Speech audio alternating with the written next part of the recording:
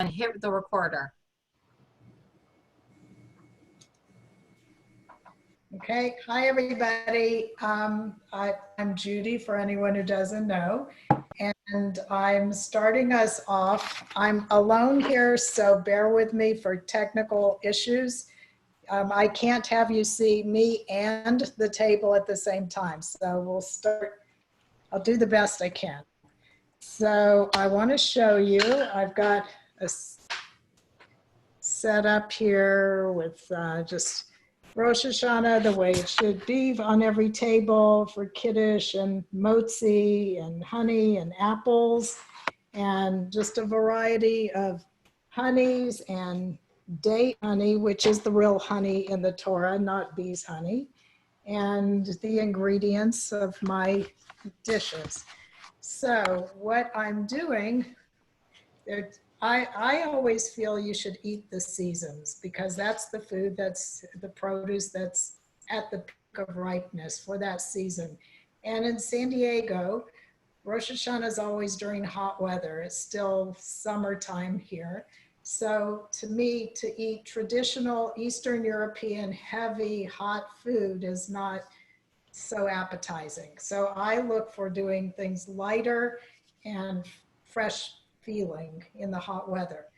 I'm doing 2 salads. I always did lunches, was our family tradition. Go to shul, come home, have a festival lunch.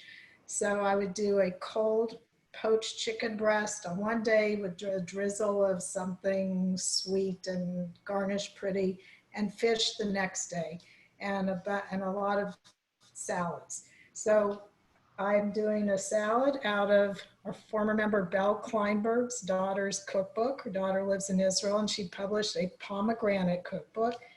And the salad was a big hit at my table.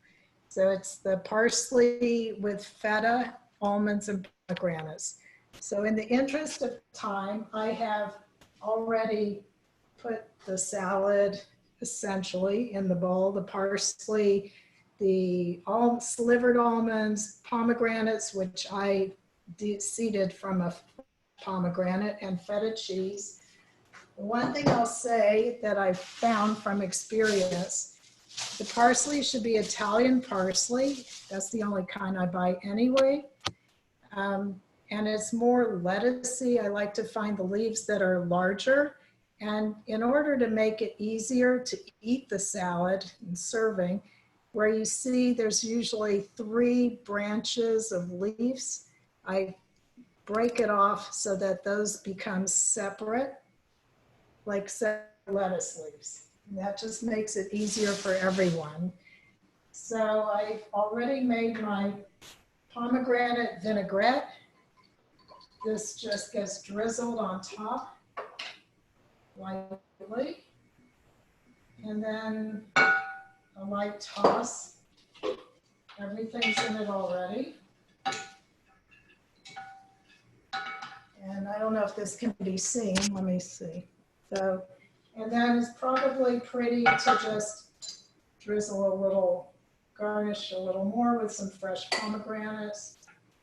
And that's beautiful and delicious for a buffet or a dairy meal. And then a parve salad is my other salad that I found to be, people enjoy it. Fennel and orange with red onion and olives. Fennel, I've always loved fennel. Every single bit of the plant is edible, and any way you prepare it is successful. Raw, grilled, roasted, whatever you do, it's delicious. And it's super popular in Israel, where it's called shumar. I learned that at an Israeli hotel dinner that had so many preparations of fennel. I loved it. So this salad, which I've got pre-prepared, got the instructions on this recipe are pretty detailed. And honestly, I would ignore the details of the instructions. All you need to do is cut everything up. Forget about soaking the onion and all of that. Just cut it up, arrange it, toss it, and then the dressing, the vinaigrette, and just drizzling the vinaigrette. And then you chop some fresh mint. And then just garnish with the mint. And there's that fennel orange salad. And it's refreshing, light, and has a really interesting, like, Mediterranean flavor. So, and when you section the orange, don't waste your orange rind or lemon rind when you need to open up a piece of citrus fruit. Always grate the rind. You can put it in a little baggie and freeze it, and then you've got it for whenever you need it. But that's a lot of valuable food product wasted otherwise. And the best deal I found for fennel is Trader Joe's. You get 2 in a container. Always look for the biggest ones that look pretty on the ends. However, you don't get the long fronds that way, which can be nice for garnishing. But sometimes fennel can be quite expensive, but at Trader Joe's, as we know, the produce is the same price year round. So that is my contribution. So we'll move on to Seth's got the next part of the main meal. Before we move on, does anyone have any questions? No questions? Okay, well then our chef, Seth Krosner, is in his garb and ready to go. Take it away, Seth. Those dishes look fantastic, Judy, and I never thought of saving the zest before I peel an orange and I just want the recipe. Or if I'm even going to eat the orange, I could zest it with later. Well, this is what we do. Citrus rind, orange and lemon in this bag, frozen. Huh. So do you like grate it onto a little piece of saran wrap and fold it up like grate it onto wax paper, and then package it up in saran and in a Ziploc, and be sure to label it. So you won't know why you have a bunch of dust. Yeah. You should all know that Judy's freezer is completely alphabetized with all her spices. Yes, everything from artichokes to za'atar in order. That is correct. I actually have mine alphabetized, but in the cupboard. Oh, I have baking spices separate from the cooking spices. But as you will see tonight, sometimes the cooking spices and the baking spices overlap if you're cooking Bardic food. So I'm making 2 starch dishes, and one of them is a traditional apple sweet noodle kugel. And I'm going to make myself big so I can see myself there. And I know, well, that didn't work.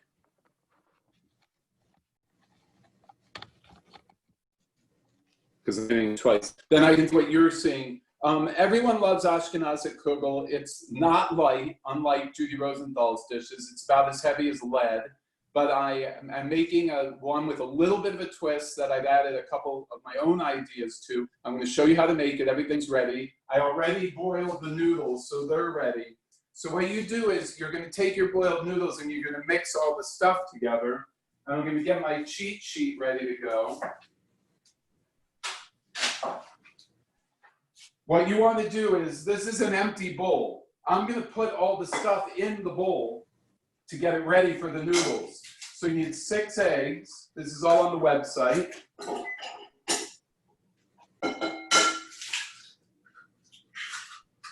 And you want to get some shell in there, otherwise your dish won't be crunchy enough.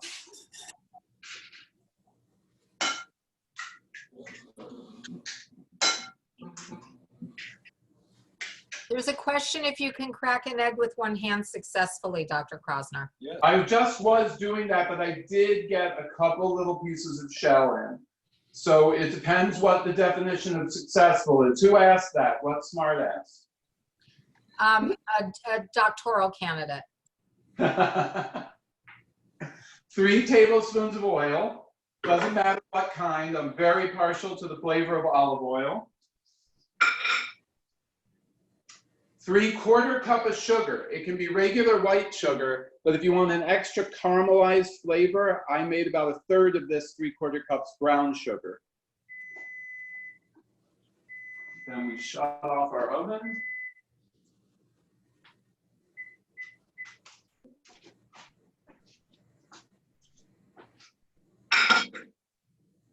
A 1.5 cups of applesauce. Notice how I'm using a Regular or sterile. chunky? Pardon me? It doesn't matter. I use unsweetened. Here are some seasonings: a tablespoon of salt and a tablespoon of cinnamon. About 1/2 cup of yellow raisins. You can use regular raisins, but the yellow ones are for fancy because it's a holiday. Some chopped almonds, they're optional, so are the raisins. I need the rest of those almonds for another dish later. And then you rinse your hands.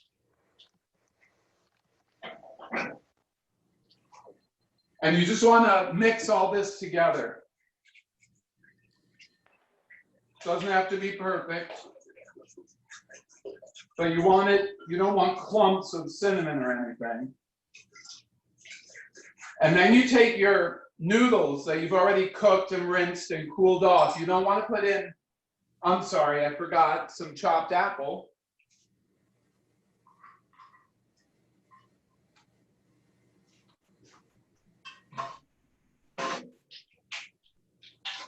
You don't want to put hot noodles in with the raw egg, or it'll start to cook right onto the egg. So you want to cook your noodles and rinse them in cold water and let them cool off. And this part, actually, the most simplest way is to use your hands, because you want it all to be mixed together into a batter. This could not be easier. Kids like this because it's sweet, but I've made 2 little tricks that you can do to make it a little more adult, a little more exotic, a little more sophisticated, which is after you rinse your hands,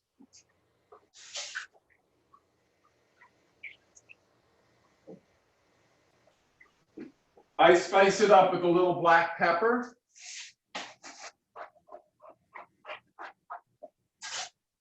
And a dash of cardamom. Cardamom is, you're not going to use it very often. I cook with it sometimes, so I keep it on hand, but I was out, so I bought a new bottle. And it has an interesting Middle Eastern flavor that goes really well with sweet. So just a shake or so. And then I'm going to stir that up. Seth, can you show everyone the noodles they're asking? The brand or the bowl? I think the bowl. So let's see. I'm gonna do that. I'm gonna switch the camera around. Give me a minute. Okay. So see how they're somewhat wet. And what kind of noodle? Is it an egg noodle? I use a Manischewitz wide egg noodle. They also sell Goyesha wide egg noodles. They're the ones that look ribbony in the package. If you're making a more Yerushalmi type kugel, that's going to be a much thinner noodle. But it doesn't matter. If you had leftover spaghetti, you could make this with it. If you had leftover, 1 second. Let me make sure I'm still in focus. Yes. If you had bow tie pasta, if you had like macaroni salad pasta, you could do it with anything. The next trick that I want to tell you is that the pan has to be very well greased. So I'm going to pour some olive oil in, a generous amount. You could also use the chicken schmaltz that I know all of you were rendering for the holiday the other week. Oh, so we can all visit you after at the ER. with your coronary stuff. And then I just rub this around till it's really well coated with oil. You want it to be greasy, because that helps caramelize like a crust. And then all you do is you pour your mixture in. And in my notes that Beth published on the website, I listed the size pan this was to go in. And I gave you a few different options, in case you have different size pans at home. And it doesn't really matter if the pan is a little too small, the kugel will just be a little thinner and cook faster. If the pan is smaller, the kugel will be taller and it'll take more time. Then here's one last trick. Does it matter if it is a round or square pan is the question. I only used round because I did the math on, I didn't want to make huge kugels. So I cut the recipe and then I figured out what pan I had that was the right number of square inches, 2/3 the size of the full recipe, which is more information than you care about, but that's okay. Take some honey, drizzle it on top. This one is being made with dairy equipment, but it's all parve, and I use my parve pot to boil the noodles. Cover it with tin foil.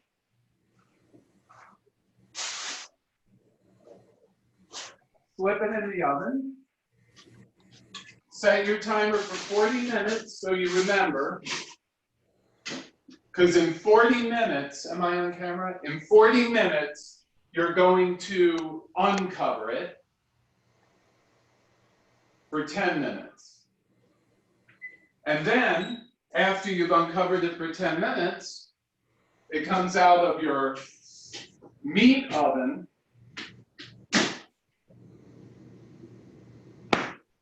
looking like this. And smelling good, don't you think? Does it smell good? Yeah. So here it is. You could let it brown a little more if you wanted. You could sprinkle some paprika on it if you wanted color. You can tell it's done when you press on it. You can just feel that it's done.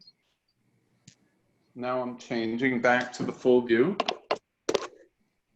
And that's, oops, I almost picked it up without my glove.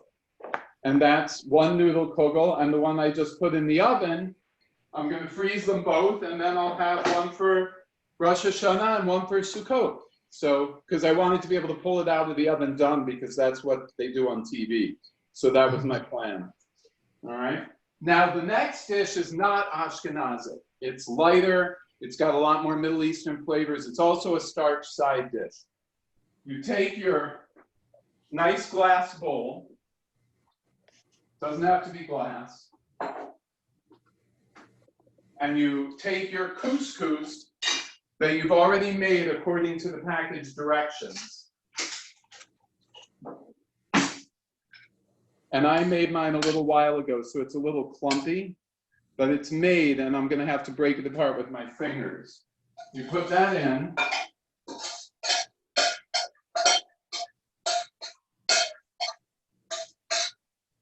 And to make it easier to break apart, I'm going to spray it with a little bit of olive oil. I have one of these olive oil sprayers.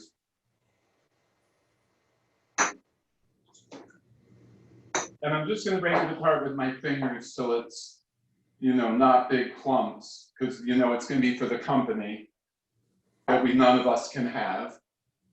I took this recipe from Judy, who found it on the web and gave it to me, but I added a couple touches that I think make it a little more Middle Eastern and delicious.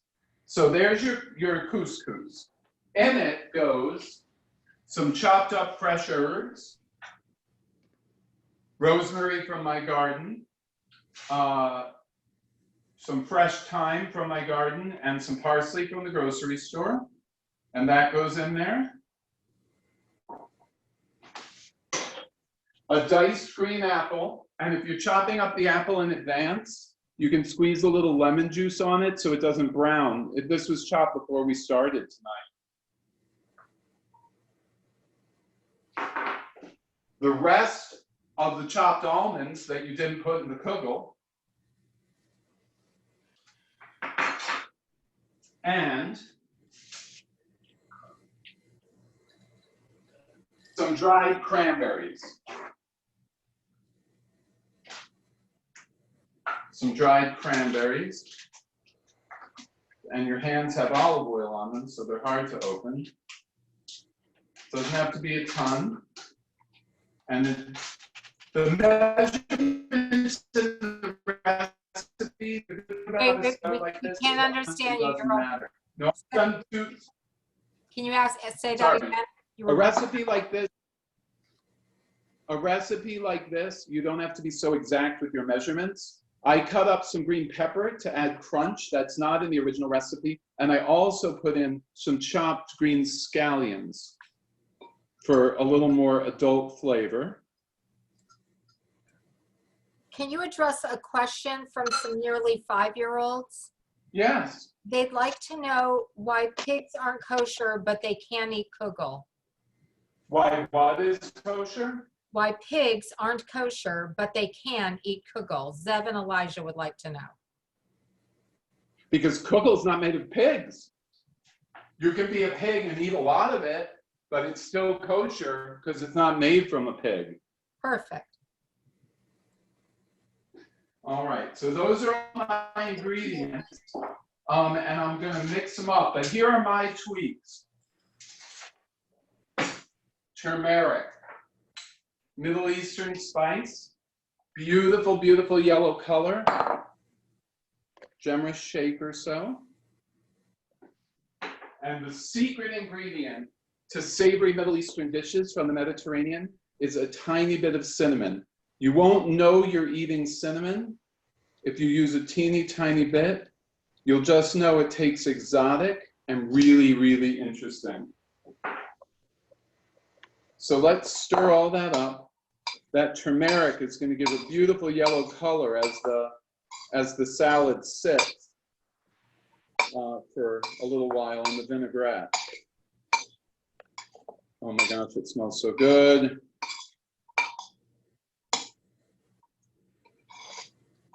We'll be publishing Seth's address at the end so everybody can show up for a bite.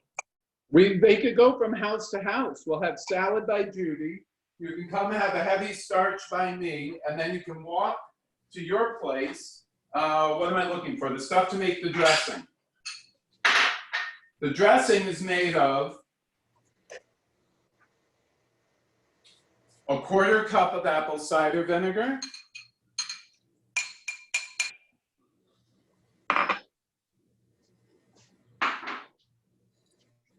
2 tablespoons of maple syrup. If you don't have maple syrup, it's no big deal, but you'll have to put something in to make it a little sweet. The maple syrup is nice, I have to say. Some salt.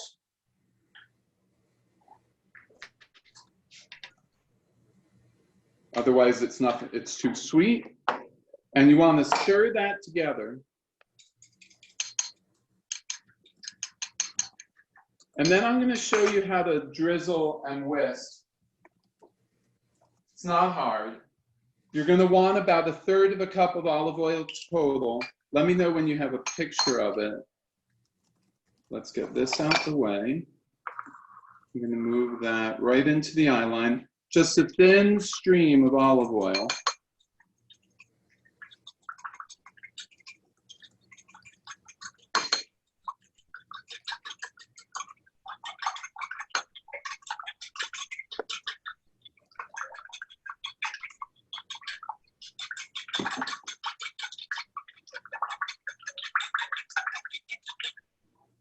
See?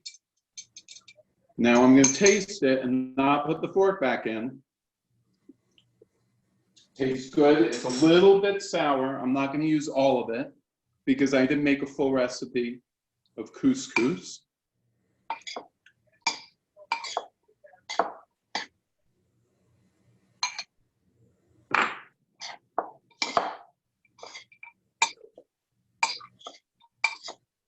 It has a really great look. The cranberries, the dark cranberries, look beautiful in the bowl. The green peppers, you could use a red pepper too if you wanted for extra color interest. The turmeric is giving it a beautiful sort of golden cast. I'm going to taste it and not put the spoon back in. Mmm. Okay. Yum. Any questions? Any questions?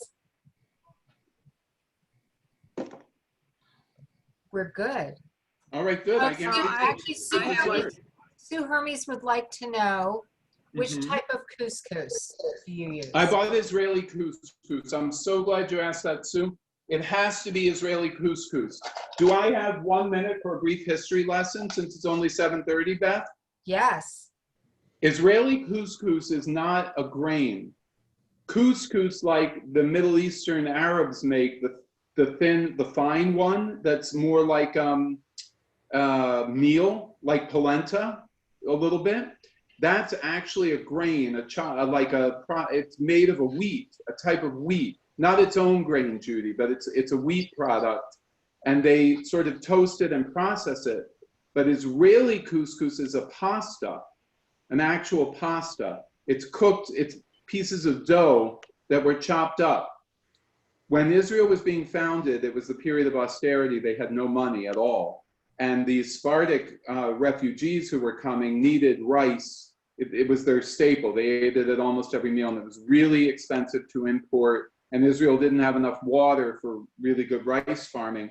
So David Ben-Gurion called some food scientists, I think from Hebrew University, but it might have been another Israeli institution, and asked them to invent a rice substitute. So Israeli couscous, or pearl couscous, is actually a man-made product. It's actually much more akin to little noodles than to orzo than it is to like a grain product. Judy, couscous, you know better than me. What's the other kind of couscous actually made from? Well, I just saw Professor Google, who says that couscous is distinct from pasta because pasta is made from ground wheat and couscous is crushed durum wheat semolina. So they're essentially the same thing with a minor difference. Mm-hmm. So, but that's the what kind of couscous? The fine couscous like Moroccans eat? The fine couscous is Right. durum wheat semolina. Which is, this is made much more like spaghetti is made. The flour is made wet, cut into little bits and then dried and then sold, and it's cooked like pasta. But it was an invention in Israel to replace rice, which they couldn't afford. And it's really good. I like it better than regular couscous. This happens to be I think Israeli line osem, or else it might be, no, it's a product of Israel. Yeah, osem is Israel. Kosher for Passover?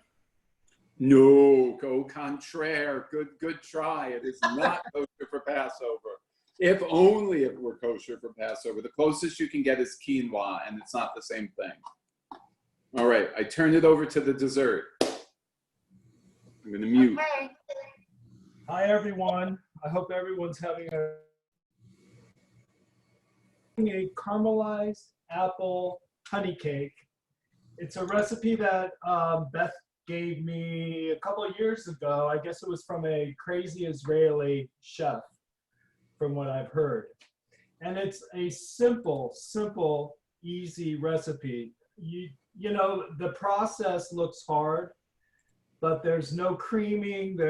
You just throw it all together and it works, and it works really well.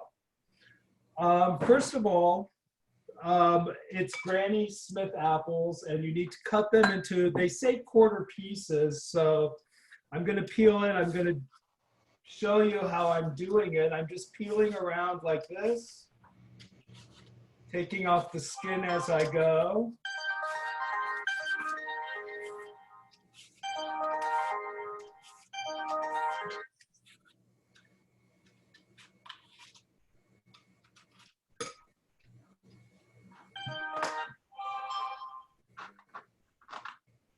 I'm just going to toss this away. I don't know if you can see me kind of what I'm doing is I'm just cutting down around the core. And then I'm just going to cut them in strips.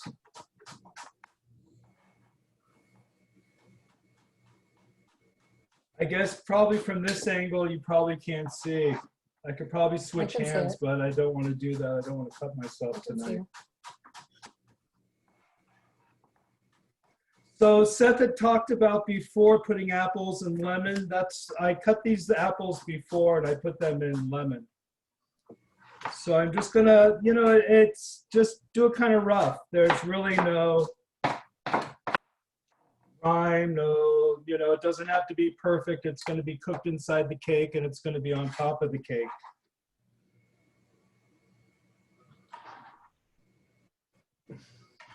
There you go. Can you see that? Yep. And then you caramelize the apples on a high heat, and it's very basic what you're caramelizing them in. It's half a cup of honey, a third a cup of brown sugar, cinnamon, nutmeg, ground ginger, kosher salt, and orange zest. So what I'm going to do is I'm going to move the camera so you guys can see me saute the apples.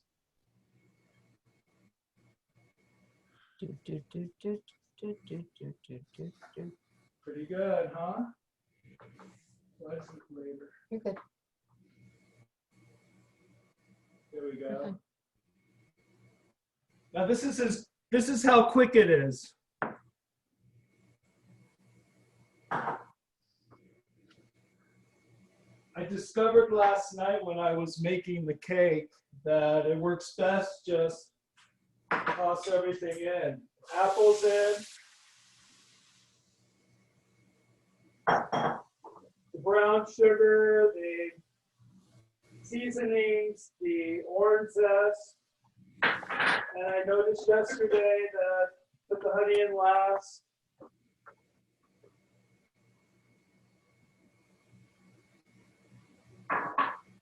You just mix it up and let it go. I mean, I don't know, I think the liquid from the apples makes a juice so it doesn't burn. They said to, I think, saute it for 5 minutes. So that's pretty much what I did last night when I tried the cake out again.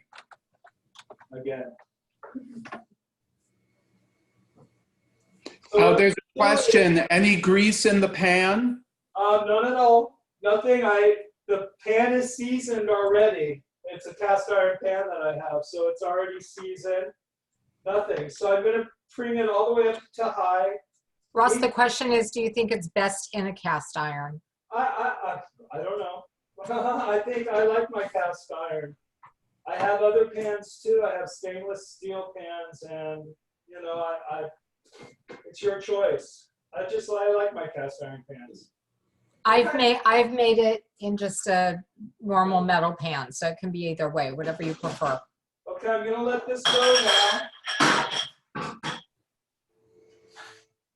And I'm going to turn the camera back. Beep. And as easy as that was, the cake is easier. You need it calls for 2 bundt pans or a angel food pan. It's kind of removes. I sprayed it really well. They say you can butter it, but since we're making this parve, it's a parve cake pretty much. Yeah, it is, with vegetable oil. So I sprayed it really well. And into the cake, it's vanilla, vegetable oil, orange juice, and 4 eggs.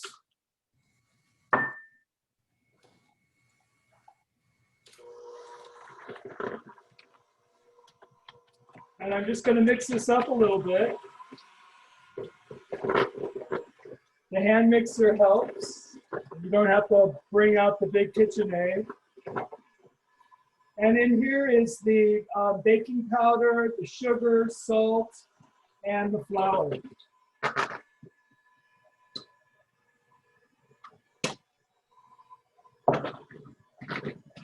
You need to screw the apples. And they tell you not to overbeat it. You'll notice it's kind of a thick batter. but I'm keeping it kind of on a medium mix. Do you need me to check the apples? I can't hear you. Do you need me to check the apples? Nope, the apples are perfect.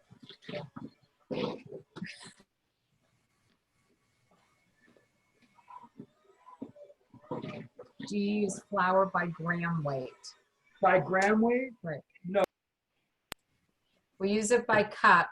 A lot of times they tell you it's better to weigh when you're baking, but I don't know, I find it just as fine too. So that's it, that's the cake part. Now the apples are done. And what I'm gonna do with the apples, I'm gonna put them in a bowl.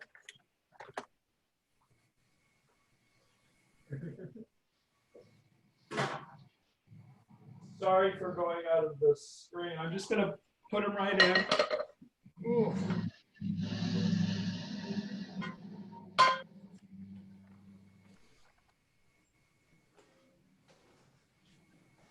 Side note, your best friend in New York is on. Who? Your best friend in New York. Hey, Arch.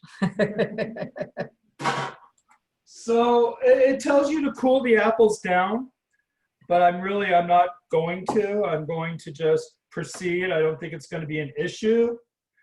Last night they were warm. They weren't hot like this. And you'll see there's going to be liquid left. And that liquid you're going to use at the end after you take your cake out of the oven. After it cools, you poke holes in it. You flip it out, and then you poke holes in it. So I'm going to assemble the cake before. Take your pan, half of the dough, half of the batter in.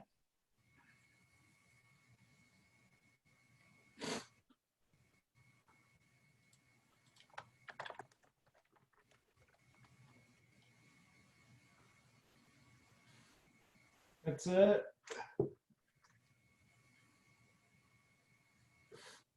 Half of this.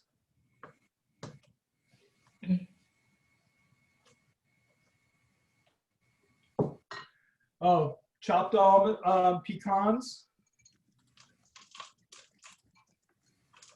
It calls for walnuts or pecans. Pecans are always the choice in this house because Ross can't eat walnuts.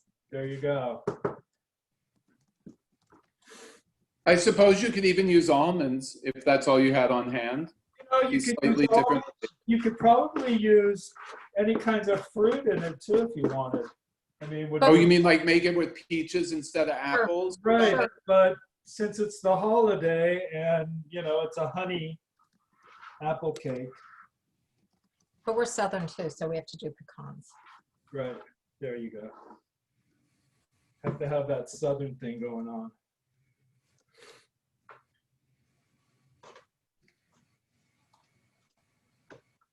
So I'm just making another layer, kind of smoothing it out a little bit. You can kind of see it. The beauty of this cake is it's simple. The second layer of apples. Kind of drain them a little.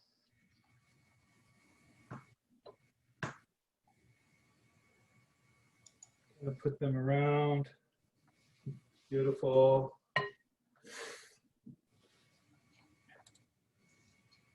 Now the only, I think, drawback of this recipe is it cooks for 90 minutes. And that, yeah, 90 minutes. And last night when we tried it out, it was 90 minutes.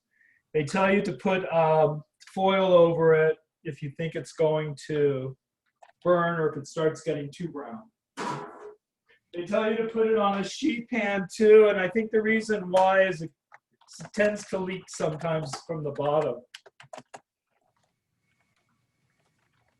Putting this in, and Seth's kugel is probably going to be done a lot sooner than this. Unless you have one right here. Timer for 90 minutes. On.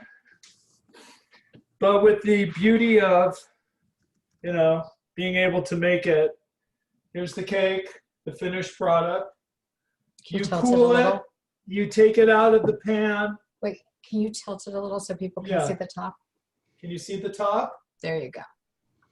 It's nice. I mean, and it comes out really easy from the pan. I mean, it doesn't stick. It's an easy cake to make. What you do is you take a skewer once you flip it out of the pan, and there's a smooth, once you flip it out, there's a smooth side. You can use that side if you want. It looks really finished. But I like flipping it over and having the rough side on top. You take your skewer and you stick it all over the top, and you take the leftover juice and you pour it on top, and it seeps in and it kind of caramelizes. So that's the caramelized apple honey cake. Ross, do you have to let the cake cool at all before you put the juice in? You poke it and put the juice in, or Well, should it be hot? It tells you you can cool it for 10 minutes in the pan and then take it out of the pan for 10 minutes. I'm trying to look at you. I'll look at you this way. I don't see it. And then you put the juice on. And then you put the juice on after that. Do you want to show you flipped it? Because when you flipped it out, you ended up flipping it back. Well, again. yeah, you flip it, you pull it out of the ring. You can even use that centerpiece. You take a knife and you go around the edge. You pull it out. You pull the cake. I took a plate and tipped it over, and the cake fell, so that smooth side was on it. And with my hand, that's how, the cake is pretty heavy. It's a heavy cake. I was able to flip it over and put it back on this tray this way. Because you want the exposed fruit and nut to be the top, right? Correct. Right. Correct. That's one of the reasons that I prefer doing it in the pan, the pan that we used, as opposed to a bundt pan, because then it would actually be it would be the bottom. They say you can put it in 2 bundt pans. I don't know. To me, it looks like it fits a 2 pan really well. Right. I think if I tried a bundt pan, I would probably do a layer of the apple and nut mixture and then add batter, so that once you inverted it, you'd have the apples and the nuts on top. I bet it would be really hard to invert if the first thing you put in was that syrup apple. Probably.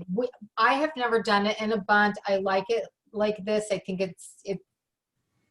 I mean, if it says 2 bundt pans, to me, this is a heartier looking cake than 2 smaller And I bunts. think the bundt too, you want to see that design of the bundt, and that would be on the other side. Right. You know what I mean? So you want the unfinished side facing up.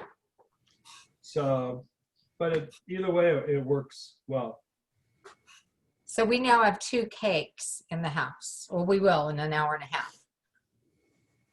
That's So it. that's it. Any questions? The Rosenthal family says, Aunt Beth, are you sending out all the recipes? Aunt Beth already posted all the recipes on the synagogue website, and I will mail them to you, Sarah, if you want. And if I'm feeling inspired when Judy comes to LA again, I may have to just send a little up for all of you. That's why I love you so much too, Sarah. Any other questions?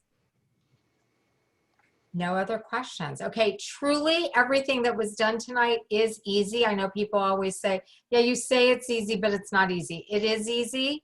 As you saw, Ross didn't pull out a mix master. Everything could be all of the dry ingredients could be put together. Nothing had to go in one at a time. It was easy. I think, like Judy said, we both tend to pull out things and say, you don't need to do this and you don't need to do that. And it still tastes just as delicious. So don't make more of a hassle for yourself than you need to. Seth can swap a kugel for, yes, Seth and I will probably swap a kugel for a cake. Or what are you offering to swap, Merle? What am I offering? No, I can't tell if Merle's asking if you and I are going to swap a kugel for a cake, or if she wants to swap a kugel for a cake with you. Yes, in 92119, it's supposed to be 91 degrees on Friday, so get cooking now before it's too hot to want to cook. Cook and Another freeze. reason to do Judy's salad recipes. Any other questions? Okay, great. We are thrilled you are. Oh, Maya's bragging. It's only going to be 60 in Massachusetts. Thanks, Maya. Thank you all for coming. We will continue working with this trifecta of craziness to do some more cooking shows. If there are things you'd like to see, recipes you'd like, holidays you'd like us to highlight, please email me or call me at the office. Shana Thanks, Tova. Beth. Shana Tova. Thank you, Judy. Thank you, Ross. Thank you, Thank you, Seth. everybody. That was lovely.